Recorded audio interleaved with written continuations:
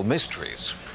In the 1930s, self-styled prophet Edgar Cayce predicted that the secrets of the Sphinx would be revealed sometime in the 1990s, and Cayce, it turns out, may have been right.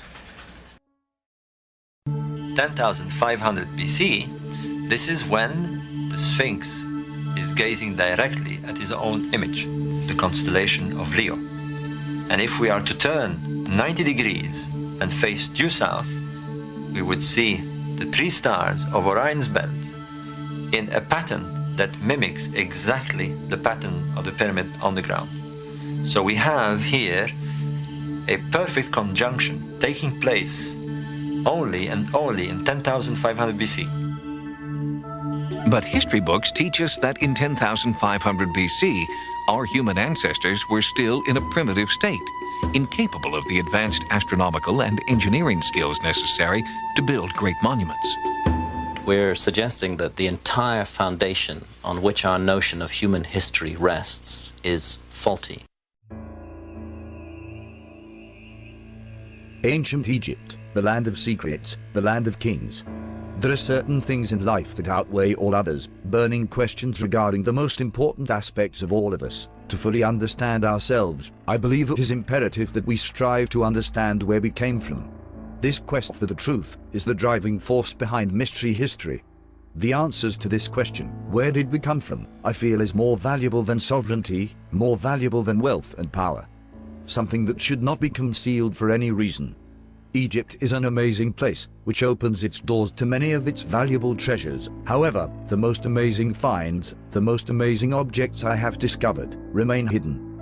Hidden in vaults that may still be flooded with the sea waters that swallowed ancient Egypt. Rooms with treasures that, if as old as the erosion of their protective sphinx, may be over 12,000 years of age. Artifacts which possess great power, the power to rewrite human history.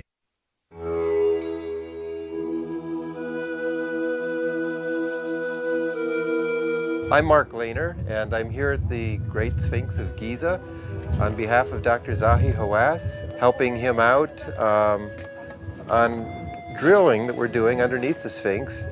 In our first hole here will be underneath the Sphinx's left paw. Perhaps the most visible example of an advanced civilization in Egyptian prehistory is at the Great Sphinx itself. Although the head was quite obviously recarved in dynastic times, the body and the man-made courtyard in which it sits show signs of heavy water weathering. We think that all the indications suggest that a time capsule was deliberately concealed at Giza in Egypt with the intention that it should be found one day, a time capsule that would abolish all ambiguity over this matter and make it absolutely certain of what had gone before and of what we have forgotten, but a time capsule that was not intended to be found by barbarians, that was hidden away very carefully, to be found, as the ancient texts say, by the fully worthy. Perhaps that's who we are. Perhaps that time has come. Perhaps that's the decision and the awe-inspiring prospect that we confront in the near future. The right to open the chamber under the paws of the Sphinx is something of a political game these days, and the Egyptian government is holding all the cards. Only they know when and if the secrets of the Sphinx will be revealed to the world. Expeditions between 1991 and 1993, led by the independent Egyptologist John Anthony West, with Chief Geologist Dr. Robert Schoch, Professor of Geology at Boston University, and Chief Seismologist Thomas Dobecki from a highly respected Houston consulting firm, conducted geological and seismic surveys around the Great Sphinx of Egypt. They concluded as follows: the pattern of erosion on the Sphinx indicates that it was carved at the end of the last ice age, when heavy rains fell in the eastern Sahara, more than 12,000 years ago. This contrasts starkly with the orthodox Egyptological dating for the Sphinx of around 4,500 years. The seismic survey indicated the existence of several unexplored tunnels and cavities in the bedrock beneath the Sphinx, including a large rectangular chamber at a depth of some 25 feet beneath the monument's front paws. In 1993, John West and his team were physically expelled from the site by Dr. Zahi Hawass, the Egyptian government's chief inspector of antiquities for the pyramids and Sphinx. He was angered by the suggestion that the Sphinx may be far older than the civilization of Egypt itself. A film created from the data linked the Sphinx to the lost city of Atlantis and suggested that the chamber beneath the pores might contain the legendary Hall of Records of Atlantis. American psychic Edgar Cayce, who died in 1947, prophesied this exact event occurring in the 90s. If his predictions were accurate, then whatever was discovered has been covered up. The Hall of Records is said to be an ancient library, rumored to have been deposited at the time of King Imhotep in Giza, Egypt, though no one knows where. One suggestion has been that it was secreted away under the Great Sphinx of Giza, with a secret entrance to this layer located near the Sphinx's pores. Dozens of academic researchers and historical commentators have come to similar conclusions, such as Manethu and Plutarch. It houses the knowledge of the pre-dynastic founders and latter Egyptians on papyrus, and allegedly several inscribed golden metal plate scrolls with the partial history of the lost civilization of Atlantis, much as the Great Library of Alexandria housed Grecian knowledge. The entirety of the ancient Egyptians' knowledge, the builders of the Great Sphinx, the pyramids, etc., is said to be held within this place. You have to wonder what could be contained within these documents that would lead to a huge concealment of this wonder. Does it prove our origins are extraterrestrial? Does it tell of us terraforming the Earth while our home planet died? Do these ancient passages contain a Vimina or an alien craft? Does the library tell of us being visited? Without the world having access to these elusive tunnels beneath the Great Sphinx, all we can do for now is wonder. Over the past few years, we have touched upon many of the amazing and often extremely ancient sites which dot our Earth. Many of these spectacular achievements, indicating to the countless specialists, archaeologists, geologists, and others involved, attempting unraveling of their true history, their true story of antiquity. On several occasions, we have been confronted with compelling and often conclusive explorative analysis, which has often resulted in the retrieval of compelling supportive artifacts which have supported the claim of them surviving past cataclysm, often accompanied by an ice age. Our sharing of this data has regularly received a mixed reception. The Sphinx, for example, which shows clear evidence of surviving this past event and subsequent ice age, which involved a flood event. We saw that many were interested in this premise, yet not convinced of such claims. However, a gentleman known as Mario Buildreps has taken this theory and, if confirmed to be correct in his preliminary findings, may have established it as a fact beyond all possible doubt. A link to his website will, of course, be in the description. Mario, it seems, has been very busy.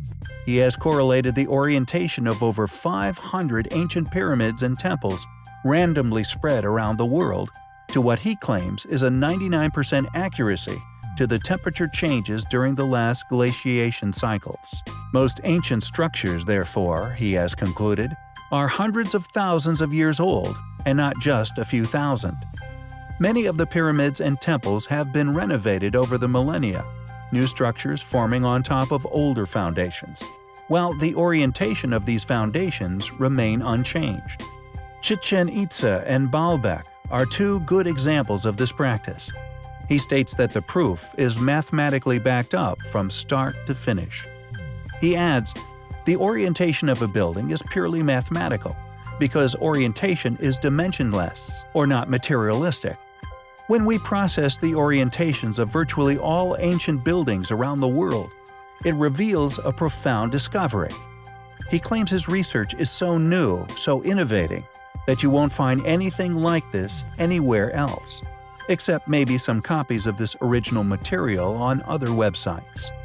About 57% of the 501 randomly spread ancient structures that were involved in this research accumulate massively in 5 clusters of together just 20 degrees or 22.2% along the intersection line. This line is also a purely mathematical entity that runs from our current North Pole to our current South Pole, along a longitude of 47.1 degrees west. It appears a big chunk of his research has been directed towards developing a cardinal reference line, an imaginary line drawn upon the globe which could be used to match ancient structures to a past location of the cardinal points. Of course, if his mathematics can be peer-reviewed and ultimately found to be correct, he could truly be onto something. His research will not only push back the theories involving the chronological development of man, but also prove beyond doubt pre-Columbian voyage up to 500,000 years ago, among many other startling realities. The collective orientation of contemporary buildings points almost exactly at our current geographic pole. You might say that the collective unconscious orients itself to the geographical pole, or as many people would say, to the sun. The more data you gather, whether it's in a region, one country, one continent, or the whole world, the more obvious it becomes that contemporary buildings add up to the geographic pole. There is no contemporary culture to find that has a preference for a specific orientation, other than a cardinal orientation. It is undoubtedly interesting research, which we implore you to peruse further. We will keep you posted on future developments regarding Mario's work. The severe undulating erosion upon the walls of the Sphinx enclosure undoubtedly showed that the Sphinx had been heavily weathered long before the Sahara became a desert. Therefore, one must suspect that it could indeed be over 9,000 years old. Not knowing exactly how much rainfall there's been in the distant past, the Sphinx could indeed be far older than this. The most notable scholarly advocates, Robert Scotch, argues that the Sphinx may be far older than 12,000 years. Robert Bauval and Graham Hancock proposed that the Sphinx may have been built around 10,500 BC, during the last age of Leo. Anthony West believes everything on the Giza Plateau testifies to an advanced, secure, and long-settled civilization. Therefore, he suggests that the Sphinx may have been built not during the age of Leo, but a whole precessional cycle earlier, in around 36,000 BC, a date he feels is more in keeping with the history of Egypt as chronicled by certain Egypt kings. Regardless of an exact date, all of these talented Egyptologists propose a date set much further back within history than currently accepted, and they have provided considerable evidence to back up such conclusions. At the time of disclosure, the argument sent shockwaves through the Egyptologist establishment, not because of the datings. Egyptologists and mainstream historians have grown quite inept at ignoring data, but more because it was realized that there is indeed no other explanation for their arguments. There is little doubt that the Sphinx enclosure was subject to severe erosion within its lifetime, and although it could have been explained away as a naturally formed enclosure, we fortunately know from analysis that the limestone blocks dug out from there were then used within the building of nearby Sphinx Temple. Interestingly, no other site in Egypt shows the same type or degree of erosion. Was the evidence hidden away, concealed from the public in what could only be called a conspiracy? Sediment surrounding the base of the monuments and a once existing watermark upon the stones halfway up the Great Pyramid's sides indicate just that. 2-inch thick salt incrustations once found within inner chambers, silt sediments rising to 14 feet around the bases of the pyramids found to contain seashells and fossils that have been radiocarbon dated at nearly 12,000 years old, have indeed slowly vanished over the years. These sediments could only have been deposited in such great quantities by major sea flooding. A watermark was also once clearly visible on the limestone casing stones of the Great Pyramid. These stones were unfortunately unknowingly removed by invading Arabs. These watermarks were halfway up the sides of the pyramid, or about 400 feet above the present level of the Nile River, 200 feet above the base. It seems the last remaining shred of evidence, the enclosure, survived due to the talented individuals that were required to spot it. Individuals who are thankfully on our side. No other ruins anywhere on our planet is surrounded with more controversy than that of the Great Pyramids of Egypt, or indeed its accompanying plateau. There are many factors to consider when it comes to Egyptology. Within academic fields, there are many no-go areas of study. Although hard work and research within permitted areas has taught us a great deal about the previous 4,000 years of the site's inhabitants, yet regardless of the most astute academic thesis, there remains 3 proverbially large elephants in the room. When it comes to a full or even a mere fraction of an explanation in regards to the origin of these seemingly impossibly huge pyramids remains patiently absent. No accounts, illustrations of any kind from the era exists. It is simply illogical, especially when one considers the sheer feat these structures must have been. We have presented many previous features, polygonal masonry being present on the pyramids. Eroded, yet younger casing stones protecting inner megaliths, clearly of a tremendous age. Salt sediment found encrusting the lower chambers, and so on, suggesting not only that the pyramids are much older than currently claimed, but were pre-flood ruins. Thus, questions arise. Just how old are the Great Pyramids? In addition to our study of the pyramids, we have also, in the past, asserted that the Sphinx was originally a hypothesis with fascinating accuracy. The Orion theory. The coincidence with pyramids aligned with Orion's belt and other significant constellational positions. Bauval and Hancock support the theory, believing the Great Sphinx was begun in 10,500 BC, creating reference to the constellation of Leo and the orientation of the entire complex with the Nile River and even Milky Way, claimed by them as connected respectively. Zep-Tepi, using similar methodology, put the age at over 13,000 years. These are clearly astonishing proposals, but the current paradigm for their chronology, we feel, is far too short a time span, and due to our own research, which has uncovered evidence indicative of pre-flood origins, copper tools for such an accomplishment a mere insult to intelligence. Yet, thankfully, due to these various takes on events, their age remains highly contested, and, to us, a mystery, which is incredibly compelling. There are many theories attempting to explain the origins of the Great Sphinx, and indeed its original purpose. We have, in the past, covered the compelling theories regarding an ancient celestial alignment to the Great Sphinx. Most popular among these alternative theories concerning the star constellation Leo.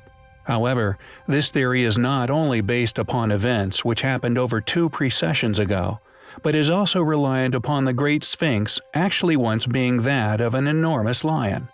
And although lions are mentioned in countless religious texts, ancient and also modern, with these beasts attributed to good deeds or evil, there actually exists another, and we feel more compelling theory regarding the Sphinx's true identity, purpose, and indeed its age. Since its rediscovery among the sands of Egypt, the Sphinx has been attributed to that of a guardian, long said to have protected the dead, and interestingly, this explanation may turn out to have been spot on. The Sphinx, although now possessing a human head, its form is noticeably out of proportion. If one indeed perceives it as a past guardian of the dead, and the underworld in which they dwell, then the Sphinx would have been in fact a dog, or more specifically, Anubis. Additionally, if the Sphinx did once indeed face a star in our night skies, then logically, there would only be one of 2 stars in which the dog would face, both held in high regard for untold millennia, one of which, of course, being Sirius, the other known as the little dog star Procyon. Interestingly, the star Sirius is held in high regard by many ancient cultures, some which insist that we were once visited by gods, locating from this particular star constellation. And with ancient Egyptian art drenched in mysterious beings, all attributed as gods who came from the heavens, it could be postulated that the Sphinx was guarding the entrance to what they perceived as the underworld, or the realm in which the gods came from. What supports this theory and the possible concealment of this knowledge is the apparent destruction, and now absence, of any identifiable dog-like sphinxes left anywhere on Earth. Anthony West once brought the water controversy theory into the public domain, a theory he has done extremely well from. This evidence has long been used as a form of evidence that the Sphinx is much older than currently claimed, and due to the absence of this erosion on the Great Pyramids, also used it to claim it is much older. Additionally, he has also been a verbal advocate for the belief that the Sphinx was a lion. Worrying, however, regarding his motives, if this were indeed the case, then any compelling connections with the function of the Sphinx, the entrance beneath, and the pyramids, each made to specific sizes in relation to the distance of Orion's stars, would be merely impossible to make. However, and what is most concerning, is that with a little research of ancient texts, it soon becomes apparent that the Sphinx was once surrounded by a body of water, conveniently named the Lake of the Jackal, or Anubis Lake. This aptly named body of water has seemingly been covered up, not only by West, but to attempt to conceal the Sphinx's real age, but also its true identity. This fragment of information not only discredits West's profitable rainfall theory, but also virtually confirms the Sphinx's past identity, and with Anubis being named elsewhere as the guardian of the underworld, it becomes apparent that we are on the brink of an explanation for its original purpose, no matter how astonishing.